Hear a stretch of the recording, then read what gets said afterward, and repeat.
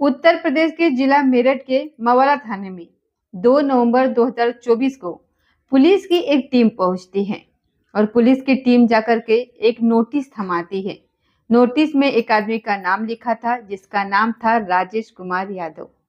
राजेश कुमार यादव मवाना थाने के अंदर ही ट्रेनिंग दरोगा होता है। उसकी गिरफ्तारी के लिए वारंट होता है।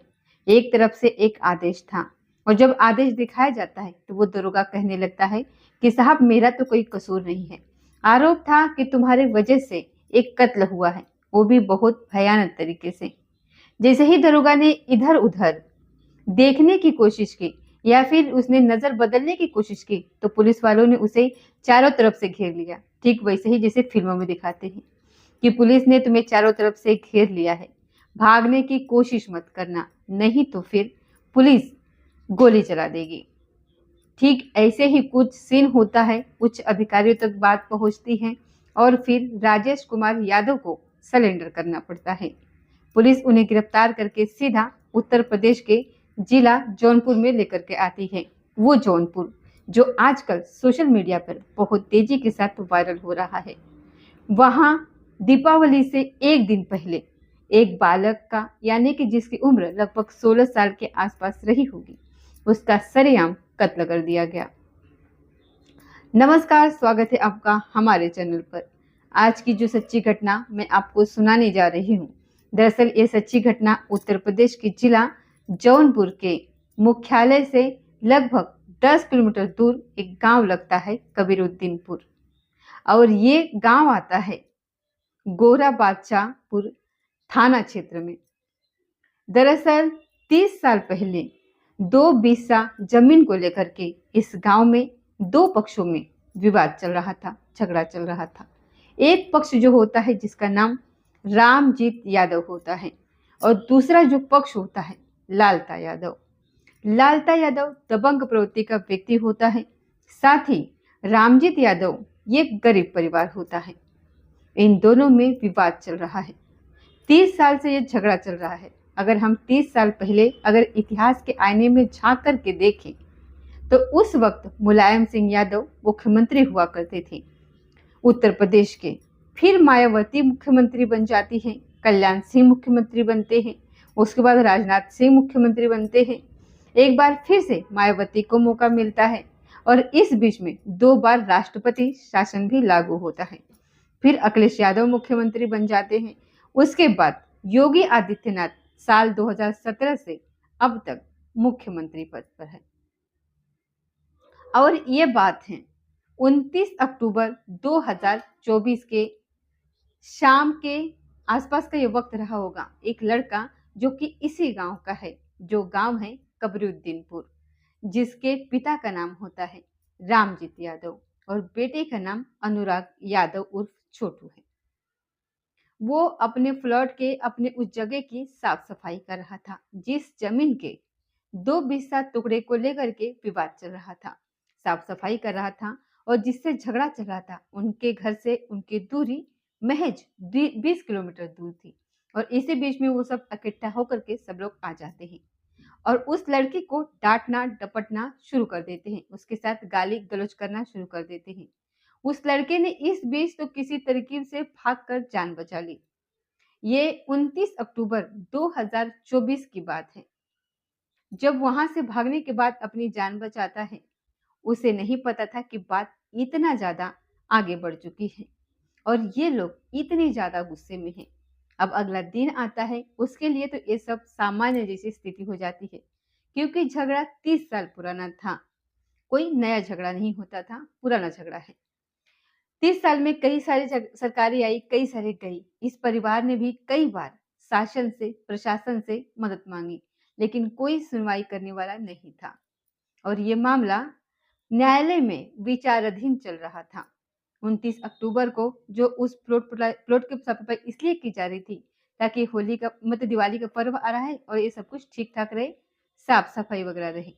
अगला दिन यानी कि 30 अक्टूबर 2024 को वो लड़का अपने घर के बाहर अपने दहलीज पर अपने दांतों की सफाई कर रहा था, यानी कि ब्रश कर रहा था, दातुन कर रहा था। और ब्रश दातुन करने के दौरान ही इसी बीच में जो उसके पड़ोसी होते हैं, दबंग होते हैं, लालता प्रसाद यादव वो अपने बेटे के साथ रमेश यादव, भतीजा सूरज यादव सहित कई लोगों के साथ मौके पर आ जाता है।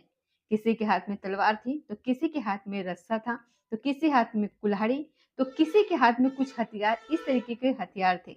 अब वो लहरा रहे थे और चीख रहे थे, चिल्ला रहे थे। और उस लड़के यानी कि अनुराग यादव उर्फ छोटू की, जिसकी उम्र 16 साल के आसपास होती है, उस लड़की की तरफ दौड़ते हैं, भागते हैं। वो लड़का भाग रहा है, अपनी जान बचाने की कोशिश कर रहा था और जोर जोर से अपनी माँ को आवाज लगा रहा था। इससे पहले कि उसके माँ तक उसकी आवाज पहुंच पाती, उसकी माँ उस तक पहुंच पाती, अपने बेटे को बचाने की कोशिशें करती। इसी बीच में रमेश आता है और पूरी ताकत, जितनी ताकत से वो तलवार उसे मार सकता था, अनुराग यादव को वो तलवार मार देता है और तलवार से उसकी गर्दन अलग हो जाती है धड़ से और जाकर के माँ के गोद में गिर जाती है।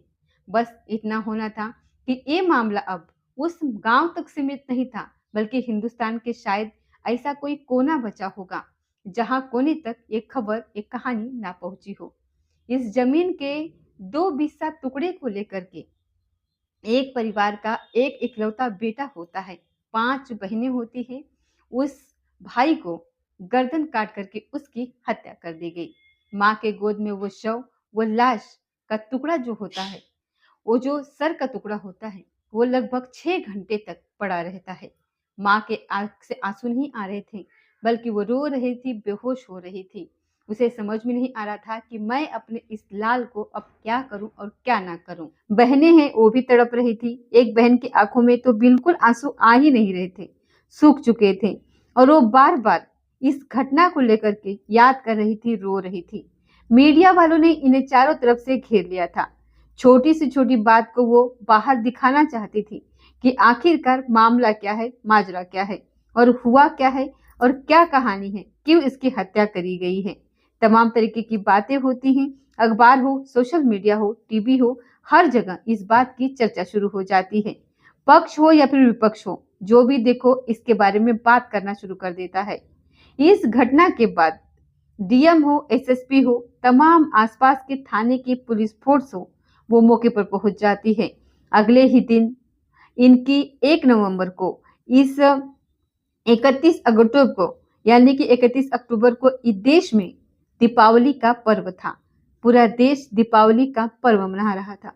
लेकिन एक गांव ऐसा था, कबरुद्दीनपुर, जहां पर कोई दीपावली नहीं मनी और जो दबंग थे, जो हत्यारे थे, उनको लेकर के तरह तरह की बातें करना शुरू कर देते हैं।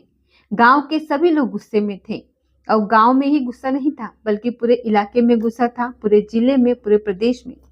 जहां जहां तक लोगों ने इस घटना को देखा था, वहां वहां तक लोगों में गुस्सा। 6 लोगों के खिलाफ एफआईआर दर्ज करवाई जाती है और साथ ही पुलिस ने जब इन आरोपियों को तलाश करना शुरू किया, तो जो लालता यादव होता है, जो आरोपी है, वो आरोपी घर में ही पाया जाता है और उस घर में उसकी निशानदेही के आधार पर जब तलाश की जाती है तो 9 हथियार मिलते हैं। 9 हथियारों में 2 तलवारें होती हैं, एक बाका होता है, कुल्हाड़ी होती है, हंसे होती हैं। इस तरीके के 9 हथियार होते हैं। यानी कि बिल्कुल पूरी प्लानिंग के साथ उन लोगों ने इस तरीके की हरकत को अंजाम दिया था। अब पुलिस उन आरोपियों को, जिनके नाम एफआईआर में दर्ज थे, उनको तलाश करना शुरू कर देती है। अब पुलिस जब लगातार कोशिश कर रही थी तो 2 आरोपी तो पुलिस के हाथ लग जाते हैं, लेकिन रमेश यादव, उसका भाई, उत्तर प्रदेश के राजधानी है जो लखनऊ, उसी का एक थाना लगता है। वहां पर रमेश यादव, जिसने की गर्दन काटी थी, जिसने तलवार चलाई थी, वो थाने में पहुंच जाता है और जाकर के कहता है कि साहब, मैं वही आदमी हूँ जो जौनपुर में अभी हत्याकांड जिसने अंजाम दिया है, वही मुख्य आरोपी। इस तरीके की बात जब करता है तो पुलिस समझ नहीं पाती कि आखिर ये यहाँ क्या कर रहा है। घटना जौनपुर में हुई है, ये अलीगंज यानी कि लखनऊ में क्या कर रहा है।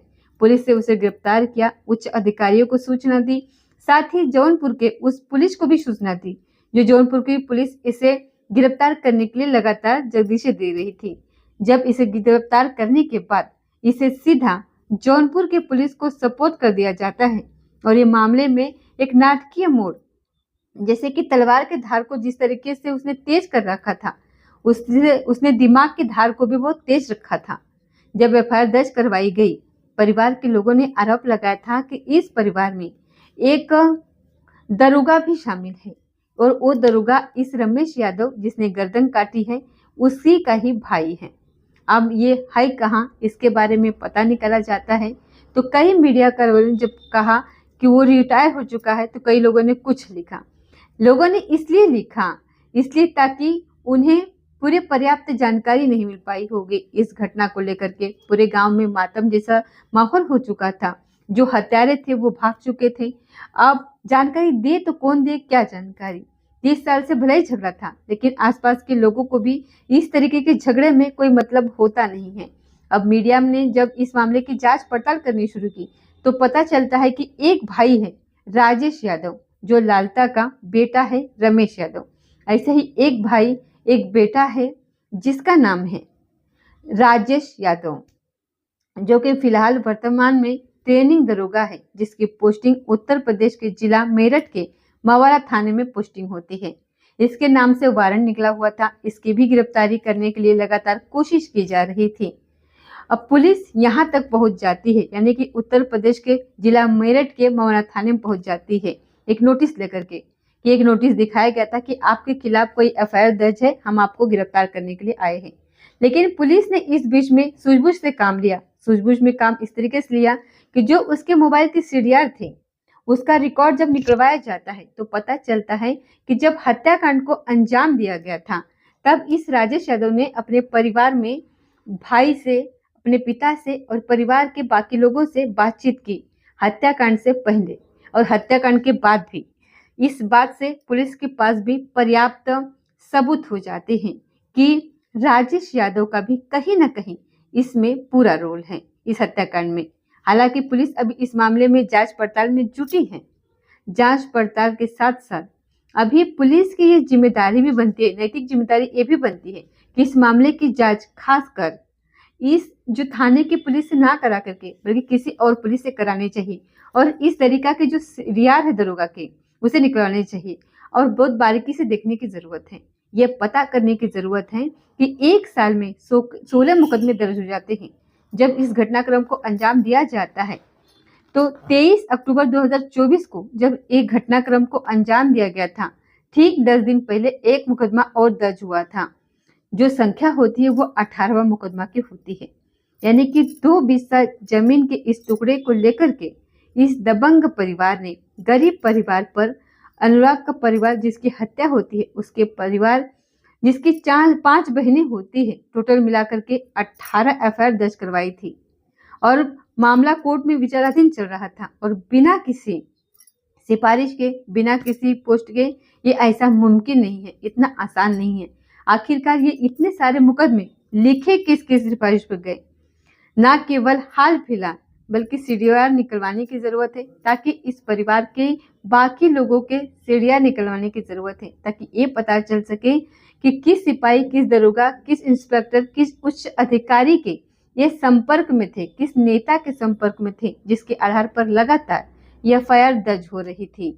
और जब बात इतने से उनकी थमती नहीं है तो उन्होंने उस बालक की हत्या करने की कोशिश की, वो भी इतनी निर्मम तरीके से, इतनी भयानक तरीके से, खौफनाक तरीके से, जिससे कि पूरे इलाके में दहशत का माहौल फैल जाता है। अब एक तरफ तो ये भी मामला चल रहा है, हालांकि इसे गिरफ्तार कर लिया गया है, बाकी जो बचे कुचे लोग हैं उन्हें भी गिरफ्तार कर दी जा रही है। लेकिन इसलिए लगातार ये दबाव पड़ रहा था तो पुलिस ने भी अपना काम करना शुरू कर दिया। इस मामले में सब इंस्पेक्टर होते हैं हरिचंद्र प्रसाद, साथ ही आरक्षी लक्ष्मण प्रसाद और इनके ज्ञान के एक और पुलिस वाले होते हैं। इन सबको निलंबित कर दिया जाता है और साथ ही लेखपाल तक बात पहुंचती है, क्योंकि लेखपाल का भी रोल इसमें घटनाक्रम में कुछ बढ़िया नहीं होता। इसने अगर ये मामला गंभीरता से लिया होता तो ये मामला ऐसा नहीं होता, इसलिए उसको भी सस्पेंड कर दिया गया। कानून ने उसके खिलाफ भी एक रिपोर्ट बनाई और उस प्रशासन को भेजा गया ताकि उसके खिलाफ भी एक्शन लिया जा सके। लेकिन इसी बीच में परिवार वालों का रो रो कर बुरा हाल है। परिवार वाले इतना ज्यादा परेशान है, ये सोच सोच कर हैरान है कि आखिरकार ये हो कैसे गया। एकदम अचानक से सब कुछ खत्म हो गया। क्योंकि उनके परिवार का इकलौता चिराग था। आज दीपावली के पूर्व संध्या पर वो बुझ चुका है। अब कुछ भी हो जाए, हालांकि एक तरफ बात ये भी की जाती है, सोशल मीडिया पर खंगालने की कोशिश की जा रही है, लोगों के कमेंट पढ़ने की कोशिश की जा रही है, तो योगी आदित्यनाथ से सिर्फ एक दो मांगे ही की जा रही हैं। एक दो मांग उसमें ये है, खासकर जिसमें कि परिवार वालों के उनका जो घर है दबंग है, उनके घर पर बुलडोजर चलवाना चाहिए, और दूसरी ये भी मांग की जा रही है कि उनका इनकाउंटर होना चाहिए। लेकिन अभी शायद ये उत्तर प्रदेश की सरकार ने उस तरह से प्रमुखता से इस मामले को गंभीरता से नहीं लिया है। शायद अभी तक जिस तरीके से अन्य कई मामले हैं, पुलिस एकदम गंभीर हो जाती है, बुलडोजर लेकर पहुंच जाती है, नोटिस चस्पा कर दिया जाता है, गिराने के बाद की जाने लगती है। आए दिन अखबार में भी सुर्खियां बटोरने लगती हैं कि अब यहाँ बुलडोजर पहुंच चुका है, बुलडोजर चल चुका है। जब मीडिया वालों ने एक इस अनुराग के बहन के पास माइक लगाए, तो माइक लगाने के बाद वो बहुत गुस्से में यानी कि तहश में आ चुकी थी। उसने कहा कि आप बार बार ये बात कर रहे हैं कि हमें कैसा महसूस हो रहा है, आप लोगों को शर्म नहीं आती? अगर आपके परिवार में किसी की हत्या हो जाए और वही सवाल आपको इस माइक के माध्यम से पूछना शुरू करे, तो आपको कैसा महसूस होगा? जो आप जवाब देंगे, ठीक मेरा भी जवाब वैसा ही है। लेकिन फिर भी उसने गुस्से में आते आते अपनी दो चार बातें कही। उसने कहा कि कहाँ गया इनकाउंटर का वो गुवार, जो किसी न किसी का इनकाउंटर होता ही रहता है। हमारे मामले में अभी आरोपियों का इनकाउंटर क्यों नहीं हुआ? वो ये बात कहती है जो बाकी लोग डिमांड कर रहे हैं कि अभी तक बुलडोजर क्यों नहीं चलाया गया। सरकार से ये भी बात आती है कि अभी तक मुलाकात भी नहीं हो पाई है, जबकि मुख्यमंत्री पिछले कई मामलों में एकदम से मुलाकात कर लेते हैं। पता नहीं इस मामले में आखिरकार उनकी खामोशी क्यों छाई हुई है, क्यों अभी? हालांकि इस बहन के आंख के आंसू सूख चुके हैं और उसके अंदर गुस्सा है। उसका पहला इंटरव्यू वायरल हुआ था, जिसमें उसने साफ साफ कहा था कि अगर सरकार प्रशासन इस हत्याकांड का बदला नहीं लेती है तो बहन बदला लेगी।